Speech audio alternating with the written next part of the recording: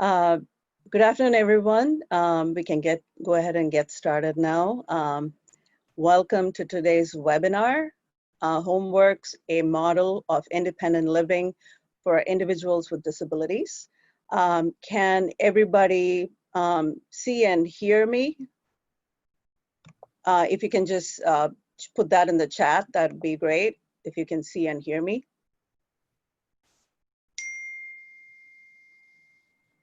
Okay, great.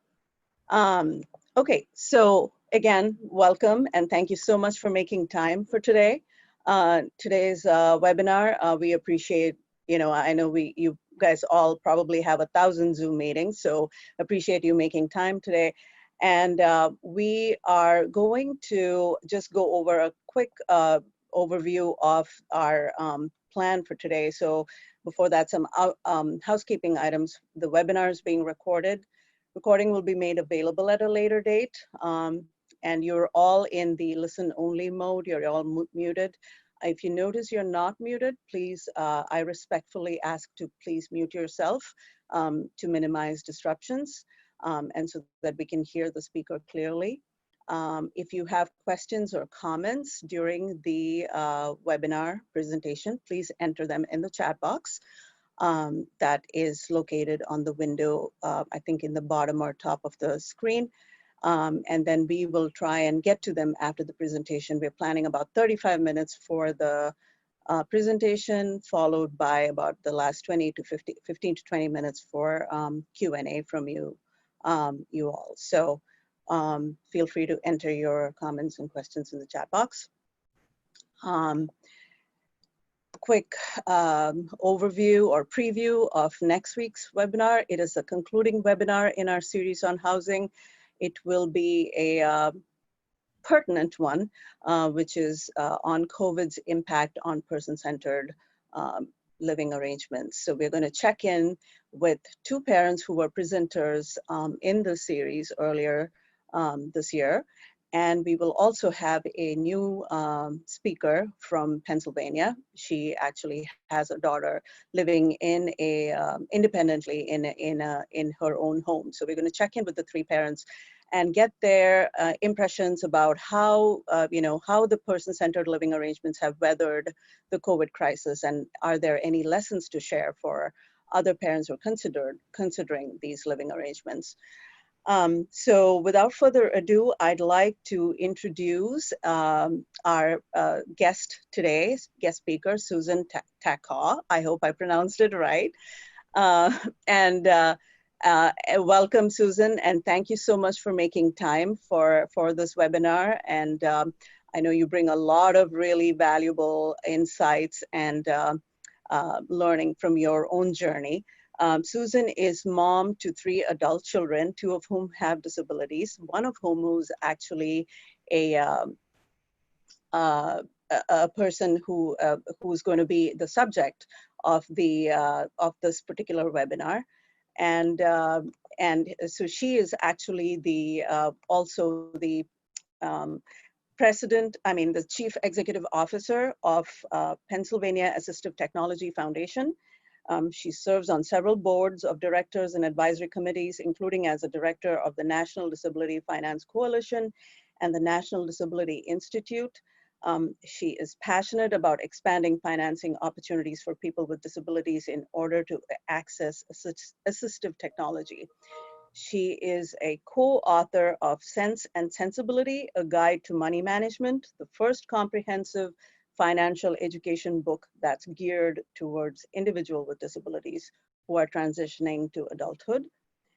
She has a BA from Colorado College, an MA from the Eagleton Institute of Politics at Rutgers University, and a Doctor of Humane Letters from Colorado College. So welcome, Susan, and I'm going to stop sharing my screen and just let you share yours. Great.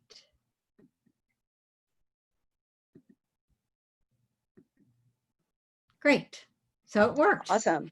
Yeah. All right. Well, thank you. And it's a pleasure to be here with all of you. And some of you are brave enough to let me see you. Thank you. And it's also a pleasure because we moved to Pennsylvania from Massachusetts about 30 years ago. And we only lived in Pennsylvania for Massachusetts for about 5 years, but they were very foundational years for us because our son, and as you see these three gentlemen on the screen, our son's on the left-hand side, Michael. We lived in Brookline, and it was a wonderful introduction for what does inclusion mean. So again, here are the pictures of the three guys, and I asked all three of them if it's okay if I talk about them, and they said yes. They're all very pleased with how our housing model is working. So Michael's on the left-hand side, Kelvin is in the middle, and Will is on the right-hand side. Michael has cerebral palsy. He was a preemie. Kelvin has spina bifida, but he also has low vision. He was one of the early people to have the surgery at CHOP, and they didn't realize early on that you had to replace the shunt frequently, so it put extra pressure on his optic nerve, so he's losing his vision. So having an accessible house is even more important for him. And Will, on the right-hand side, he has cerebral palsy, but more importantly, in our dynamics, he had a traumatic brain injury. He was a typical 18-month-old who decided to go on an unauthorized swimming adventure, and he drowned and was in a coma for several months at our children's hospital.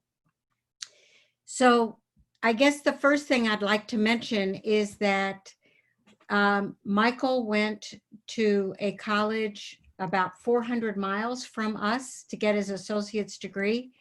And when he went away, my husband, Mark, and I realized how wonderful it was not to be woken up at 7 o'clock every single morning saying it's time to get up. And since he needs help getting up, that meant it was time for us to get up. And Michael also found his newfound freedom. So when he finished his associates, which, you know, this was before Zooming and FaceTime, it took him about 4 years to finish. He had every intention of not moving home. And Will, on the right-hand side, his family went to church with us. And he's a little bit older than Michael, and he was certainly ready to move out. And Kelvin always lived at home, but his father was concerned about Kelvin staying at home as he aged because Kelvin's mother died a couple of years before, and wanted to establish a stable, accessible house that would live on beyond us as parents. So that's what got us really moving towards this housing model. So as you all probably know, but it's certainly worth repeating, owning a home does not affect your eligibility for home and community-based waiver services, medical assistance, supplemental security income. You're allowed to own one home. Of course, it needs to be your residence. It cannot be your holiday home. It has to be your residence. And a person with a disability can own a home of their own. And a house can also be held in a trust for a person with a disability. So the first thing we did, and I'll just walk through the process. And if you want some of these resources yourself, you can go online. My contact information is at the end, or you can send me a chat and we'll send them to you. But financial education is kind of critical to all of this. And you know, all of us parents make whatever decisions we make, but I will just fess up to what my husband and I did, is that we made a lot of decisions for Michael. He didn't have a lot of money. He was on a waiver. This was before the ABLE program. So we would say, for example, just before he went off to college in the snow belt of Pennsylvania, go to the mall and get a coat. And so Michael went to the mall and got a coat, and he came back, and I gave him my credit card, big mistake. He came back with a much more expensive coat than we anticipated because he decided he wanted to buy a coat with the basketball team's logo, 76ers logo on it. Losers, by the way. And he paid $75 more than he needed to for that logo. So it taught us that Michael needed financial education. What can you afford? How much income do you have? How do you expand it? So we at Pennsylvania Assistive Technology Foundation, about 6 years ago, wrote a book called Sense and Sensibility, A Guide to Money Management. It's geared to people with disabilities and their families. So they're conversations. So like, what is money, and money has value? How do you develop a budget or money mapping? What's credit, what's earned, unearned, work incentives? You never lose by working. Safe ways to save. What's the difference between an ABLE account and special needs trust, and how you can have both? And then there's a whole new chapter, and this just came out, and our 6th edition came out in the fall, and we just uploaded our fully translated Spanish edition. A whole 2 sections on housing. How do you determine a housing plan? And I'll show you some of those worksheets. But I think money is totally interwoven on developing a housing plan. All right. Well, how do we get next? There we go. So this is one of the worksheets of, your housing needs and wants, and really making a distinction. So for Michael, who's a wheelchair user, he really needed, and he relies on services. So we separate services from housing. Philosophically, it's so much smarter. In Pennsylvania, for people with physical disabilities, traumatic brain injury, and aging, the state does not pay for housing. The state only pays for some housing for some people who have an intellectual disability. But Pennsylvania is behind Massachusetts in that we are not a DD state. So the services are really driven by your diagnosis and not by your need. So if you are living in a group home, of course, that is provider owned. And the problem there is you can always be moved around. You don't necessarily have a say as to who your roommates are, what you're eating, when you're eating, what your activities are. And if you misbehave, you can be kicked out. So we believe strongly, and we wanted to create an affordable, accessible housing plan for the future.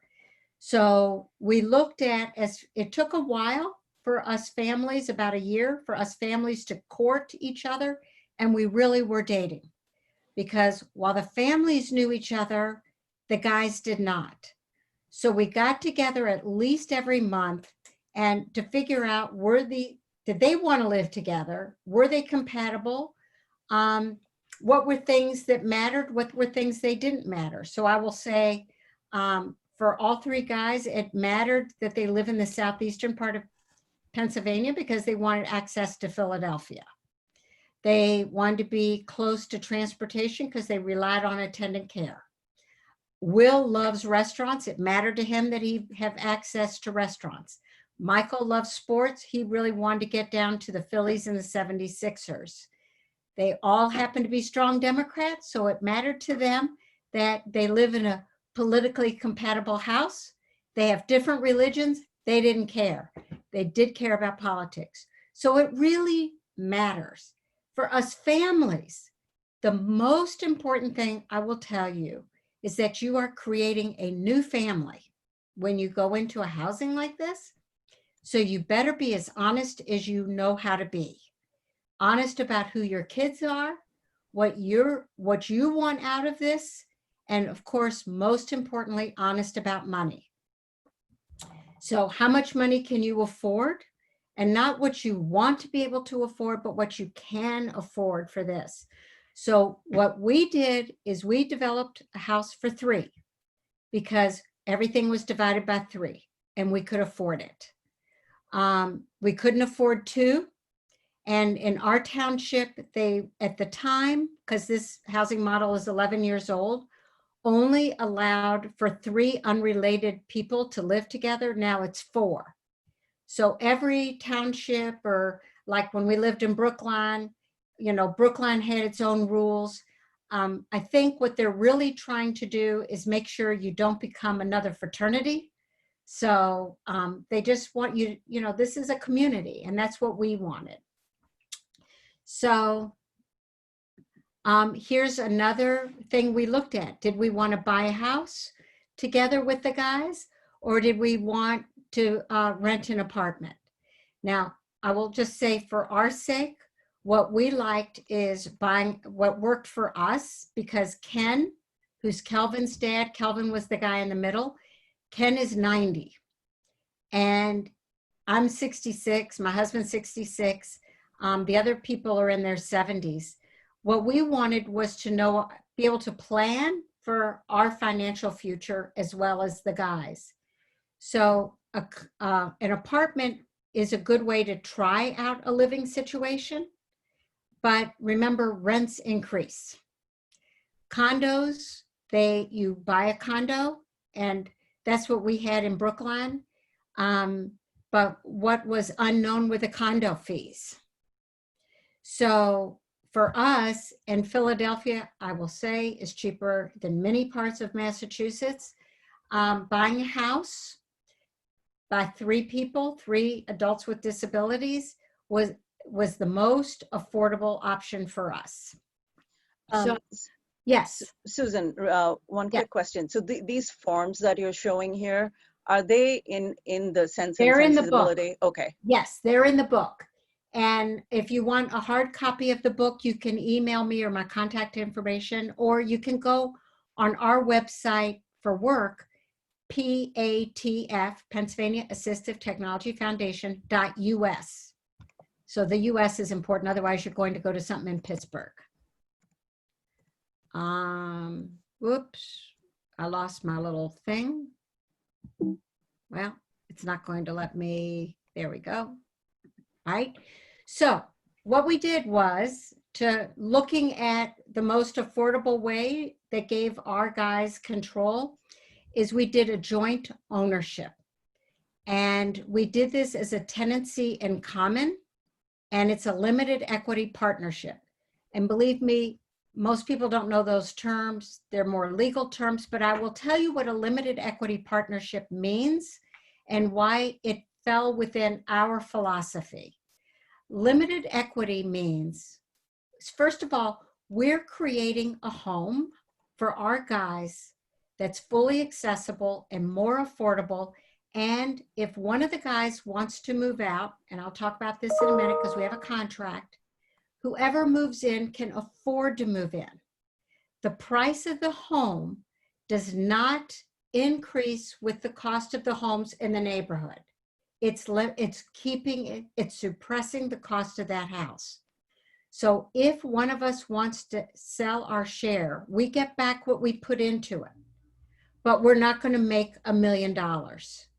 And I'm sure all of you can appreciate how happy you were when you bought your first home, because I don't know who can afford to buy a home today.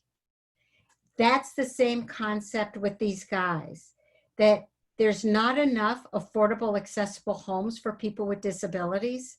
So what we committed to doing is making this a limited equity partnership. So if Kelvin, for example, decides he wants to move, he can move out, but his share is only worth what he put into it.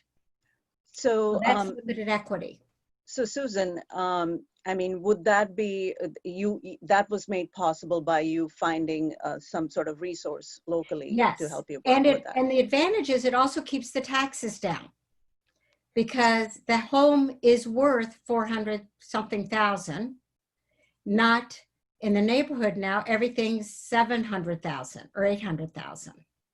So who helped you create that? So there are housing people out there. You may or may not know them, but in Philadelphia, and I just happen to be more familiar with Boston than the other parts of Massachusetts, there are people that help folks who are low income create new housing plans.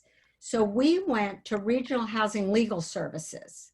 So they were supporting low income people. We made the argument that these three guys, they are low income, they're all on waivers, they're all enrolled in waivers, and they have disabilities. So let's help someone who's low income who has a disability. And it's Regional Housing Legal Services. They are all over Pennsylvania, nonprofit. They don't charge for their services. And if you ever wanted to get in touch with them and see if there was a like-minded organization in Massachusetts, they're wonderful people. I'm sure they will tell you. And they did not charge anything to us as families or the guys. The guys were their client because they're low income. So what they did was, and this was important, they created, first, they helped us figure out what the mortgage language was because they're Regional Housing Legal Services. And so we made sure the three guys who all have different learning styles understood what mortgage and what the obligation meant, what a limited equity partnership was, and they created the documents for both the house rules, for the limited equity partnership, and they created, and this is important, a micro board over our house called HomeWorks. So it's a 501c4. So I will talk about that in a minute, but all of that was done for free in stages. It took a couple of months. It did not take 6 months. It was more driven by us of when we were ready for the next stage. Because we didn't want to move too fast. We wanted to make sure the guys were all in agreement and that they understood it. It's important that we as parents understood it, but it was important for the guys to understand. So how long did it take you to do that? Once we were kind of ready before we found the house. Like we knew who our partners were going to be, Regional Housing Legal Services. And we also had the Health Law Project helping us because we wanted to make sure that whatever we did not jeopardize the guys' benefits. And we did not know who else would tell us honestly, in depth, about if we did this, would the guys be okay with their benefits? Because it's one thing to have a house, but if the guys couldn't have their services, they couldn't live in their house. So it was fundamental that we really had to do this. So we were all ready to go. And then we found the house in the winter. So like in around February, we bought the house in April. So things moved quickly. So we started the renovations in the summer. And then the guys moved in 6 months later. And creating the microboard, that process. Very fast. Yeah. Very fast. So it was knowing so a microboard, just so you know, a microboard is very similar to a mini board, but a mini board is actually copywritten by the people who developed it in Canada. So a mini board supports that surround one person. We created a microboard so it surrounds all three, Michael, Will, and Kelvin. So on our microboard, we have the guys, we have one family member, and then we have a few extra. Someone who knows durable medical equipment, someone who's a special needs attorney, someone who's a friend of the three guys, just so that what it does is gives us some confidence that as we get older or can't do something, they're there to support the guys. And we have the in-depth knowledge. One of the rules, the most important rules that we have, is that if the three guys agree on something, we, as the rest of the members on the microboard, cannot overrule them.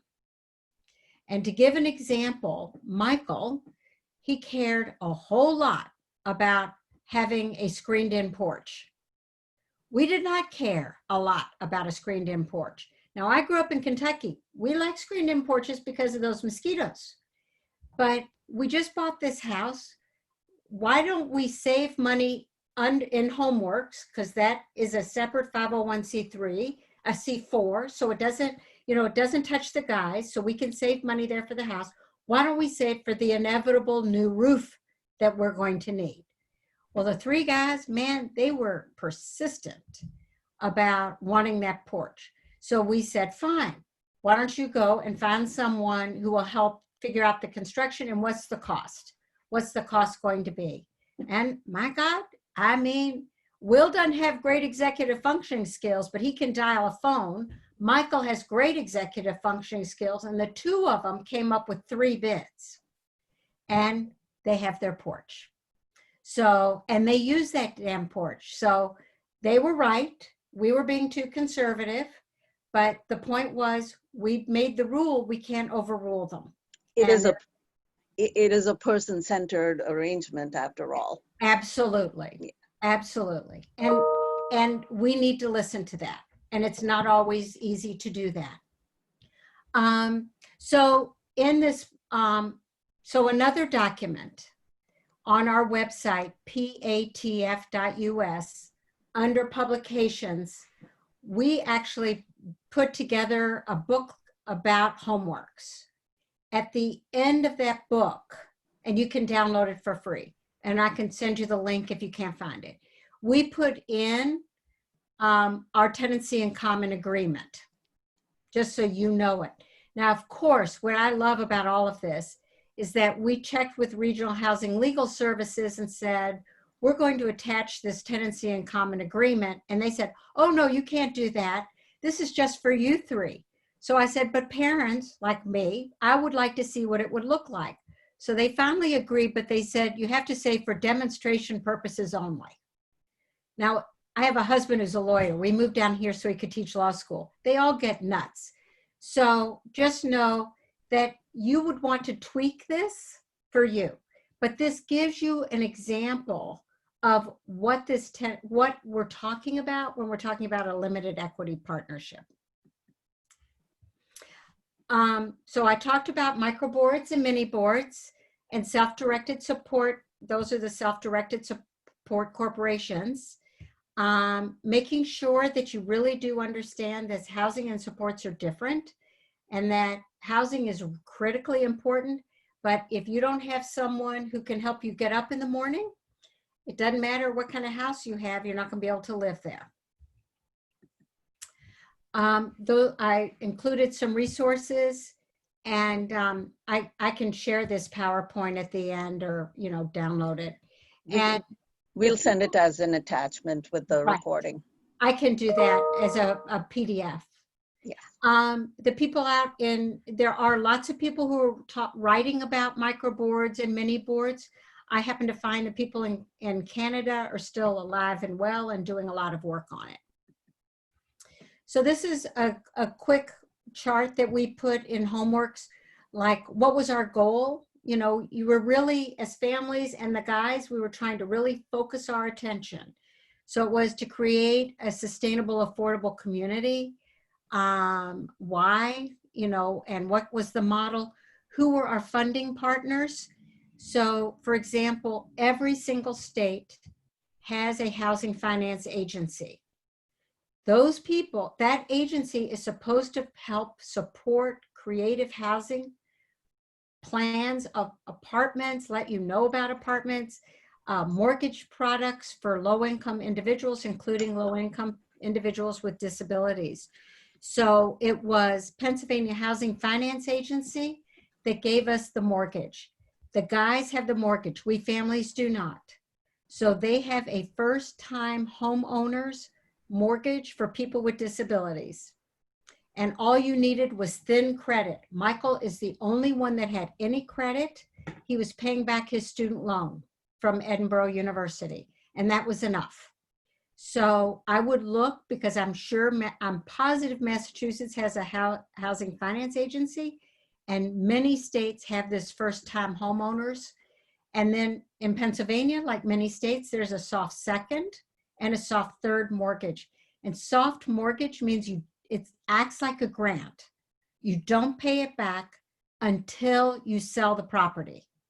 So in Pennsylvania, the soft second is $18,000 for down payment and closing costs. A soft third is the $10,000 for accessibility. So we use that to make a no-step entrance into Michael's house and to widen the doorways. So those were essentially grants because we're not planning to sell that house. So, anyway, Health Law Project, Regional Housing Legal Services, I've already talked to you about. Community Development Financial Institutions, CDFIs. Our organization is one. They are lending institutions that are designed to help low-income folks. We happen to only do consumer lending, and we also do home equity loans. Some CDFIs, all they do is housing. Some, all they do is small business. So we're a consumer lender and home equity loans, but every state has CDFIs, and that's a source for capital. We happen to have a Department of Community and Economic Development. Every state has a like organization, although it may not be called Community and Economic Development. They have grants for housing. Everybody looks a little different, but ours in Pennsylvania, they have grants for developers, but a very small one that's a grant for individuals. But it exists. You just have to know to look. And the U.S. Department of Agriculture also has grants for people in rural area, individual homeowners, it's like 504 or something like that. Lastly, I want to bring in how we afforded to do this. We helped do this through our special needs trust. So there were 3 families. We used a special needs trust. My parents died relatively young. And so we had $50,000. And we used that to buy down Michael's share. So Michael now uses his SSI and he pays his share. And by paying down $50,000, Michael's share every month is just over $300. And that's his mortgage and his insurance and taxes. So that's great. What would you say to people here in Mass? Obviously, real estate is much higher. So how, any thoughts on? Well, the other 2 families, they did it differently. They did not use a special needs trust. Some of their, one family just flat out had some money to buy down the interest rate. The other one did not buy it down. And so Will pays $600 and something a month. But it was all dependent on buying a house that divided by 3. And we did luck out on the house because it was a ranch house, which is what we need. Nobody's climbing stairs in for these guys. And it happened to be on a street that's fairly busy, which was perfect for our guys because it's on public transportation. The backyard has a gas station. It's not that close, but the current owners were hoping someone would knock it down and build a McMansion. No one's buying a McMansion on a busy street with a gas station. So we lucked out. But I will just say that the way we found it is we told all of our friends we were interested. And one of my closest friends was taking a walk and saw that house one night with a for sale sign, called me up, and I went at night with a flashlight. And it was like, oh my God, this really could work. So it was a bit of serendipity, but if you know what you're looking for, and now, which we did not have then, we had, you have ABLE accounts.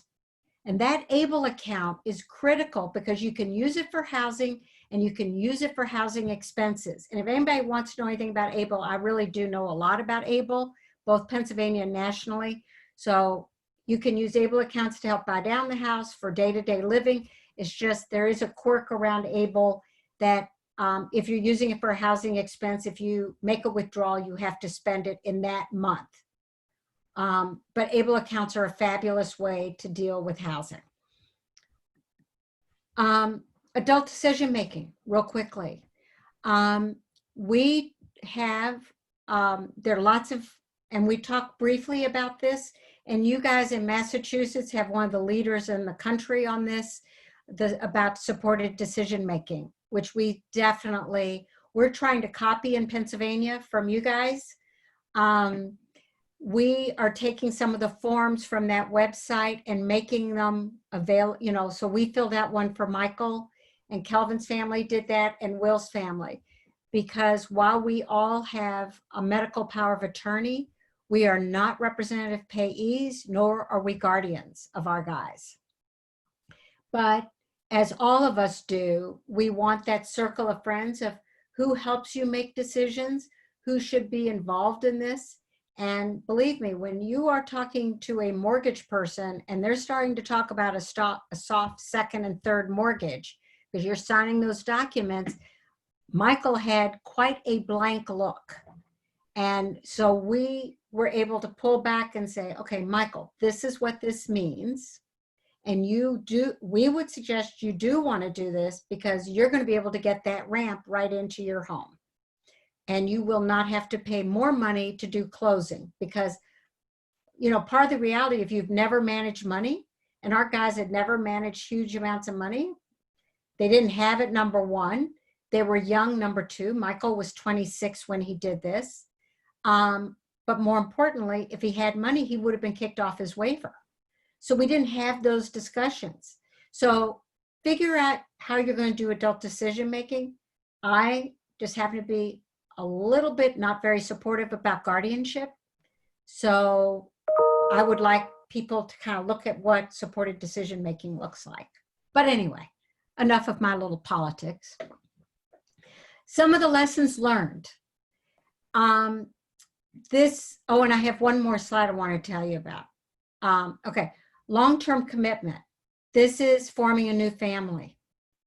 So be kind to each other, be patient, learn how each other's communicate. We have learned that we need to have family meetings at least every other month with the guys. So quarterly we have a micro board meeting, and every other month the families get together and we celebrate. So we celebrate birthdays, we celebrate the holidays, we will celebrate Election Day, I hope. We do this and we celebrate the end of summer. As a former Kentuckian, we celebrate Derby Day. We are also talking about hard issues. So we talked about COVID-19 and what that means. It means that really those three guys have been limiting what they're doing and that they had to enforce the rules that we all put together, like washing hands, cleaning things in a UV cleaner, not inviting people into the home. So anyway, it's a long-term commitment and treat it as such. Be open about money. One of the family members is not open and it drives everybody else crazy. So we have the way we got around it is HomeWorks is that, you know, nonprofit over the house. So everybody every month puts money in at the beginning of the month to pay for all the house bills. So we pay out of that the utilities, the taxes, the television bills, so that it is treated as one big house, because I will tell you, companies don't understand limited equity partnerships. So we just have one bill. Okay. Don't underestimate the importance of stable, accessible housing. So important. And it gives the guy, they're proud of their home and they're really comfortable where they live, who they live with, and they're not stressed. There's enough to be stressed out about. They're not stressed about housing. Establish house rules for everybody. So means everybody. So the guys, it's their home. They can come and go as they want. They can eat what they want. There's no smoking in the house. No drugs. They can have a party. Yep, go ahead.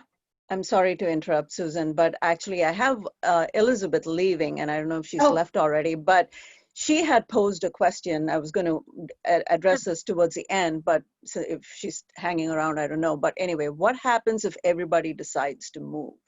Okay, so in our contract, what we said was, if you decide to move, you have 6 months in order to find someone else who can afford to move in, who wants to move in, who, I'll just pick on Kelvin, and there's no reason to pick on him other than, so if Kelvin decides to leave, he has 6 months to find someone to take his place that Michael and Will agreed to. After 6 months, then all 3 guys are in on the game. They have skin in the game. They must find somebody that the other person wants. So if Michael finds someone, Will has to agree. After a year, if there is no one, then it's open who wants to move in, then it's open to the market. And Will and Michael would have to agree to someone, but someone without a disability could move in. And they would be able to move in without having to pay a higher price? Nope, they don't have to pay a higher price, but they're buying Kelvin's share. Okay. The thing I did leave out here is one of the kind of crazy things about Pennsylvania in their waiver program is they think that everyone can manage everything by themselves. And I will tell you, our 3 guys cannot. So they're supposed to manage like what happens when the sink clogs. And so the first weekend when we learned about this, the sink clog, Michael was really proud of himself because he called a plumber. And of course the plumber came and it was $100 more because it was Sunday. And then we started talking about when the snow fell, Michael and Will were asking the attendants to shovel the snow. The attendants were not too keen on this. So what we ended up doing is hiring a house manager that's outside of the waiver. So we families hired someone at $22 an hour who spends about 5 hours a week making sure all the light bulbs work. If the roof has a leak, she's finding the roofer and talking to us about the bids. She's the one that made sure there's plenty of hand sanitizers and masks at the house. So that house manager is important. We pay her through that HomeWorks account, so it doesn't count as an asset to the guys. And it relieves a lot of stress for everyone.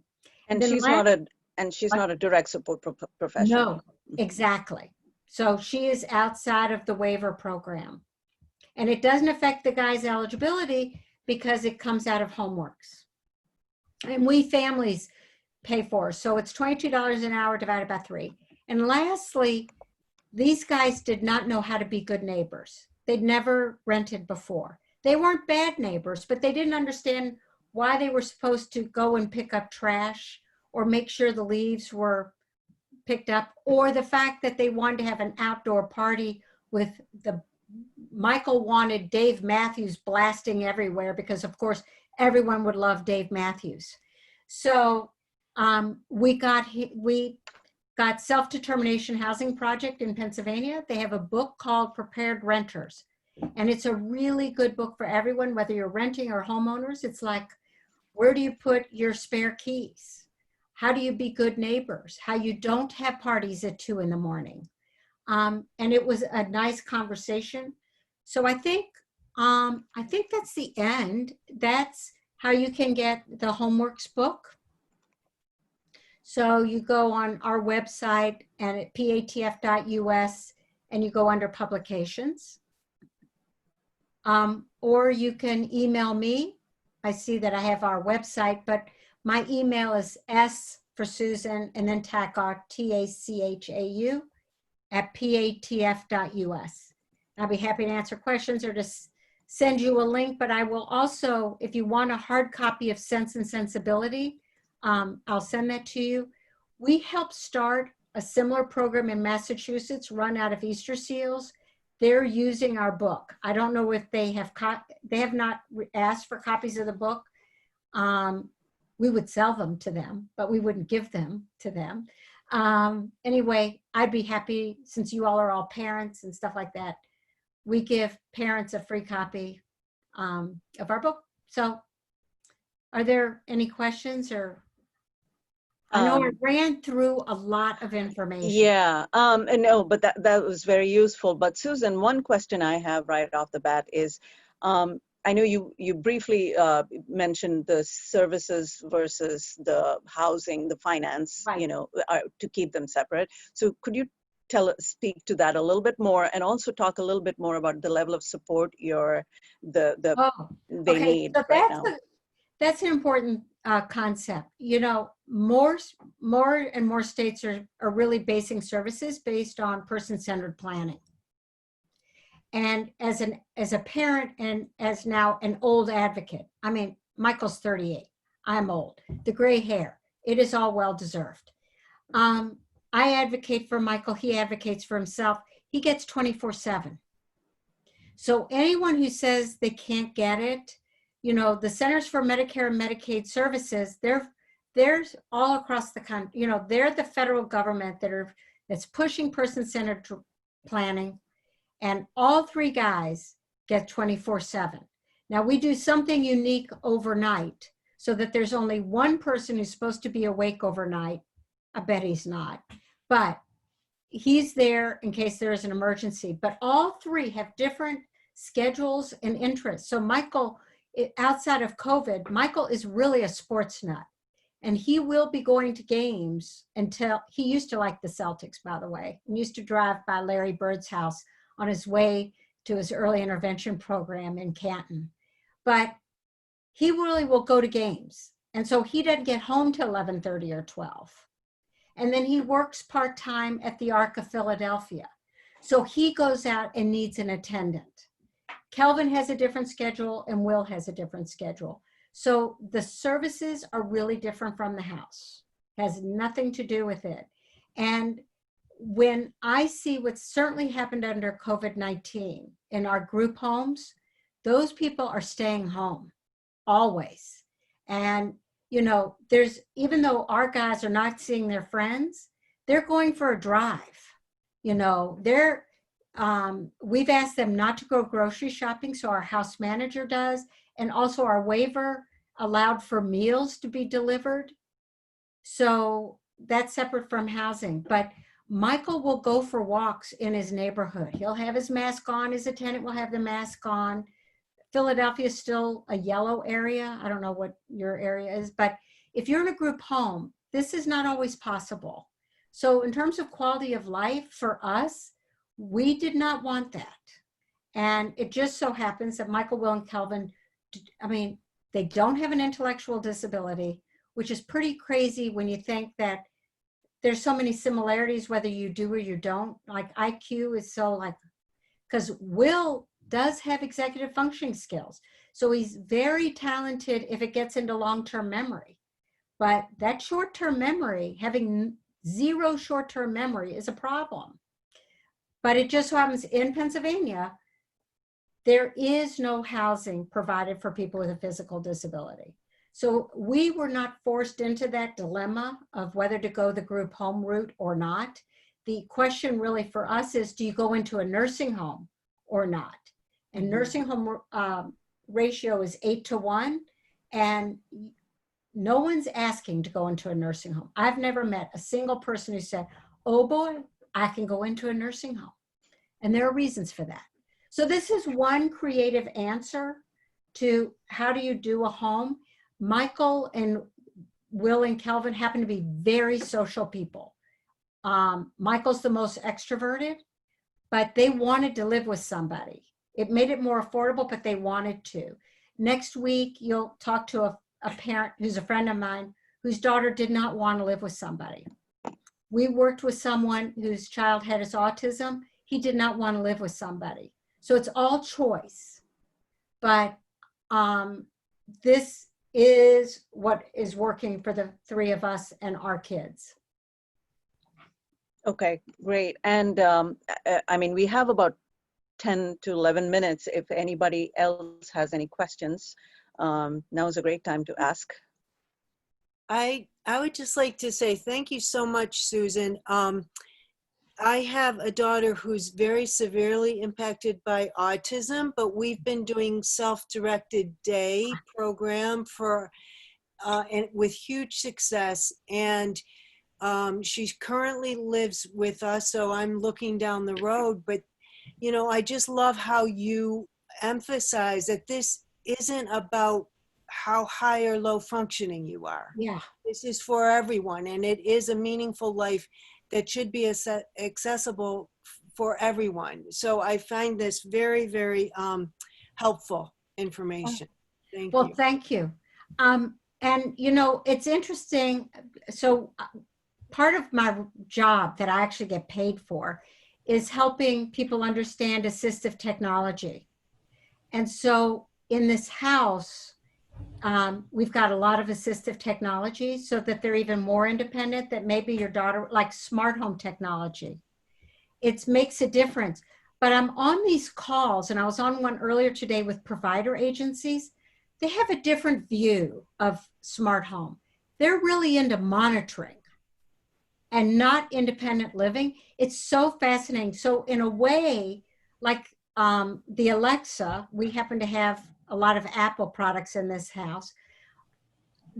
Kelvin fell, and he could call us because we only live a mile away. The other families live much further away. He could call and we could help him. And that gave him a great deal of security, but also in a way is monitoring. But it's so interesting how our provider agencies, they want cameras. We have no cameras. They're, you know, it's just, so look at technology as it evolves of what provides safety. So like we have all kinds of technology around doors, because Michael, Will, and Kelvin cannot unlock a door and let somebody in. And we are right outside Philadelphia. So we have smart locks on the door so that we can be notified if someone needs to come or go, or the guys can do it also and just they use their voice. So there's a lot of technology that can help with this, and you can decide for yourselves how much monitoring you want to do, but I can assure you, you're going to want less than most providers. That's really what they're interested in. And you had mentioned actually when I spoke to you earlier that one of them, I think it was Calvin, who got a gallbladder surgery during. Will. Okay. Will. So Will got his gallbladder taken out. I mean, during the COVID crisis. Yeah, here's a little problem. Will, who has no impulse control, living on his own, he loves pizza, and we're really close to St. Joe's University, which has lots of pizza and cheesesteak places. So he gained a little bit of weight, and he actually had to have his gallbladder taken out in February. Not a problem. I mean, he was in the hospital for 3 days, came home, had visiting nurses. He's healthy. He's not eating as much pizza.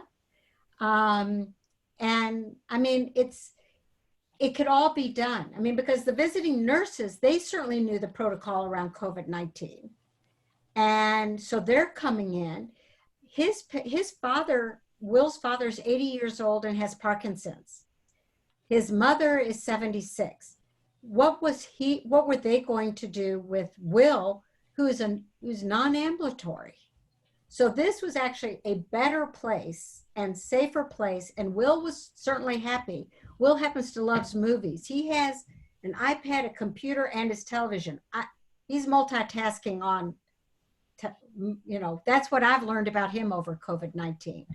But he's healed, he's healthier, and he's very happy. That's wonderful. Now, I have a question here from Laura. Did all the funds for smart home tech come out of the HomeWorks budget, or did you use your Medicaid agency for that? Our they came out of individuals, but we've just got our Medicaid people, and we just went through a whole new waiver shift. It's now eligible under the waiver. But to do an installation, so for Michael's room, he has a Fire Stick. He has an Amazon Echo. He can control the door, his television, his lights, and his fan. And getting it all installed with smart switches was $800. And he used his ABLE account on that. Great. Now I have another one. My son will be 20 in the fall and attends a private special ed school. While he has friends there, I'm not sure we'll find anyone there who my son might want to room with as adults after they leave at age 22. Do you have other suggestions on how to find possible roommates for your child? I mean, we didn't have Facebook and all of those kind of community listservs as you have now. I would spread it out because you just don't know. I happen to have known Calvin's father because we were on United Cerebral Palsy of Philadelphia's board together, but they didn't know Will and Will's family. So that was one reason to do a whole year. And Kelvin, he's very religious. We wanted to make sure he was comfortable moving into this home. And seriously, what mattered is they were all three Democrats. That mattered. So I would just date and spread that network out. It's hard to do because you have to be ready at the same time. For us, it was easier. This wouldn't be for everyone, but I'm just letting you know. It was easier to go with single sex for a variety of reasons. Michael and Will are always looking for a girlfriend. I cannot imagine having one woman in that house. So I'm just saying, you know, and then, you know, attendance, they're both male and female. I don't know what it would be like to have a daughter who has a significant disability. My daughter who does have a disability, it's a learning disability. So those issues are, you know, Michael's issues are not our daughter's issues. There's another question. Was it hard to get the equivalent of DDS, which is the Department of... No. There's, in Pennsylvania, they don't do housing for people with physical disabilities, but there's no waiting list. So the hard part now, because we have a new waiver, Medicaid managed care, boo hiss, is being an advocate for the person-centered planning, of making sure that you are with, like, so we did it with Michael, and then Will's parents did it with Will, and Calvin's father did it with Calvin, with the new, because now our governor placed insurance companies in charge. So we made sure that everyone understood the needs. And so while Michael loves to say, I am really independent, I can do this, we had to say, okay, well, Michael, how are you getting out of bed in the morning? What happens if, you know, your attendant doesn't show up at 7 in the morning? Who do you call? How do you brush your teeth? Who do they call? Who do they call? Well, their attendants are good. So the first line is they call their agency. Second line is us. And we don't have other family in the area. So, but that's important for the services to know. So while we just underwent this huge shift, they did not lose 1 hour or one service. So it's, again, that's back to our role as advocates. And what are your long-term plans for, you know, obviously nobody lives forever. So how is Michael going to handle? Well, we do, I mean, we don't have family in the area, but I've got 2 daughters, Carrie, the younger one with learning disabilities. She holds everyone accountable. She, you know, the biggest issue we ever have is around attendance. Is everyone showing up and everybody doing what they're supposed to do. Unlike Massachusetts, which when we left, your attendants were paid more. Our attendants are paid $12 an hour with no benefits. So we do things like, you know, we make sure that, like over COVID-19, we gave them a $50 Wawa card, which is like 7-Eleven, just as a thank you. We, every now and then, you know, we say, here's this concert coming up, these concert series, here's a ticket, you know, take somebody with you. So we do that so that they're content. And, you know, Michael likes going to these sports games. I'm telling you, not many people have gone to as many sports games. But so our younger one, Carrie, will always be involved. Our older daughter is savvy. So she will make sure that you know, she's participating in the money discussions and things like that. And then both of us have siblings, and Michael happens to be lucky enough to have a lot of cousins that are very close. None of them live here. But, you know, as technology changes, Michael is FaceTiming. He used his Able account also to buy an iPhone so he could FaceTime. And he did that after COVID-19 because he couldn't see people. So I don't know what the world will look like in 10 years. But I think it's going to be a more flexible world is my hope. Yeah, we can all, and more inclusive. And yes. So community inclusion, we learned from Massachusetts. I mean, we learned about the importance of community. So I would not recommend moving. If you can control this, keeping people in your community who know your child, and your child knows the landscape, and people will look out for each other, that's worth everything. You know, like in New York, you kind of pretend you don't see anybody, you never know anybody. That never happens here. Everyone's saying, you know, hello, Michael, or, you know, he goes to the high school, again, to the basketball, you know, team, but, you know, the coaches still remember. So I think that sense of community leads to healthier outcomes. Well, we are at the 2 p.m. mark, 2:01 actually. If anybody has any other questions, I can extend it for a couple more minutes if Susan, you're okay with it. Otherwise, I request that you take a minute to give us your feedback. That is on the housing webinar. I just put the link a couple of minutes ago, but I'm going to paste that again. If you can just give us your feedback for this webinar, it would really help us. You know, this is our second last webinar in the series, so definitely we've learned a lot as we've you know, gone through this process of bringing these webinars, and it will help us for future you know, reference as well. So please it won't take long at all. And we appreciate all of you coming today. If there are no more questions, I really appreciate your time. And Susan, you've been awesome, and very, very valuable information. And we're going to send your the PDF and the presentation. And you said you're available via email if you have questions. Susan is a treasure house of information. She knows a lot about not just money, but also assistive technology as the Pennsylvania Assistive Technology Foundation CEO. So we really appreciate your time, Susan, again, and thank you all for coming. And I'm so glad. The thing I forgot to mention was at the start of the webinar, I got a call from North Andover town where I live saying we might lose power. So I'm glad we didn't lose power. And have a great day, everyone, and stay. And good luck. Good luck with your choices. Thank you. Yes, good luck, everyone. Thank you so much, Susan. Thank you. Thank you. Bye-bye.